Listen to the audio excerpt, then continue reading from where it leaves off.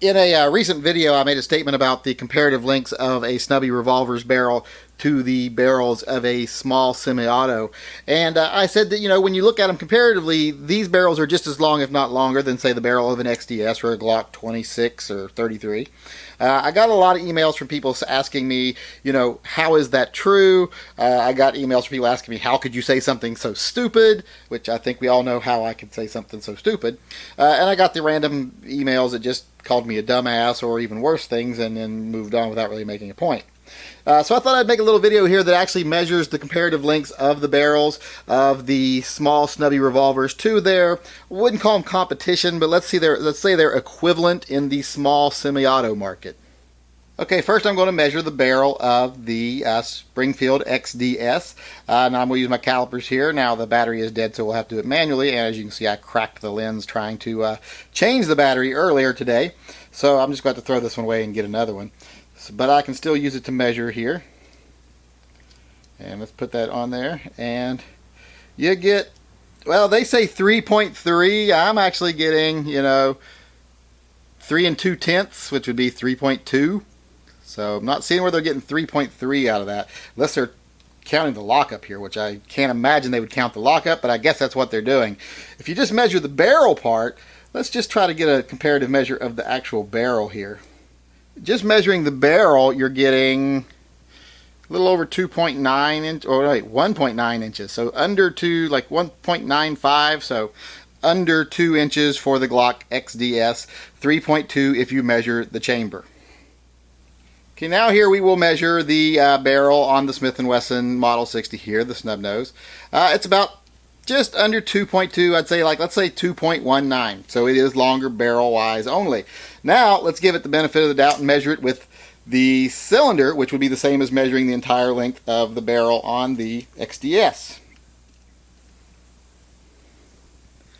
And as we can see there, we get 3.7, almost just a hair shy of 3.8 inches.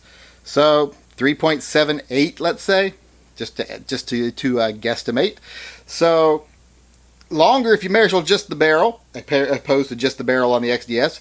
Way longer if you measure the cylinder also. So right now you're looking at 3.2 to almost 3.8. That's more of a half-inch difference in length overall. About a quarter-inch difference if you measure just the barrel. So there you can see what I was saying. But let's take a little further here, and let's look at some barrels of some other guns too to show you why this isn't always such a bad thing. Okay, now let's take a look at the Glock. This is a Glock 33 or 26 or 27, whichever one you happen to have, same dimensions. And let's look at the barrel on it. Okay, the barrel on it is like 3.3, almost 3 1/4, or almost 3 1/3, but not quite. It's like 3.3. So 3 3/10, we'll say, just to be mathematically correct here. So not that long overall, about the same as the XDS was. It's got 1/10 of an inch on it overall. The barrel itself is, guesstimating here at about just a hair over 2. So, a 1/10 of an inch difference there as well. But when you compare that, this is probably the most popular subcompact gun on the market. Comes in 9mm, 357 SIG, and 40 Smith & Wesson. So when you consider it's got 40 Smith & Wesson, it carries more rounds and has just as big a barrel as the XDS. So you might consider a better option. But like I say, this is probably the most popular subcompact carry gun on the market, being the Glock subcompact. Now let's go one step further and measure the barrel on a Glock 23, which is one step up. These are probably the most common and popular guns, period.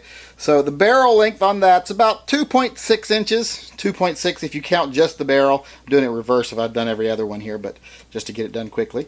And if you go down to the overall length of counting the chamber, you're now looking at 3.9, about 3.9 inches. So okay, the bigger Glock, like we said, 3.9, not a whole lot of big difference between this and that, But one thing you do have to remember is the barrel, the actual round is shorter in this, so you do get more barrel length. So that is important that you measure from the front of the round forward for burn of powder.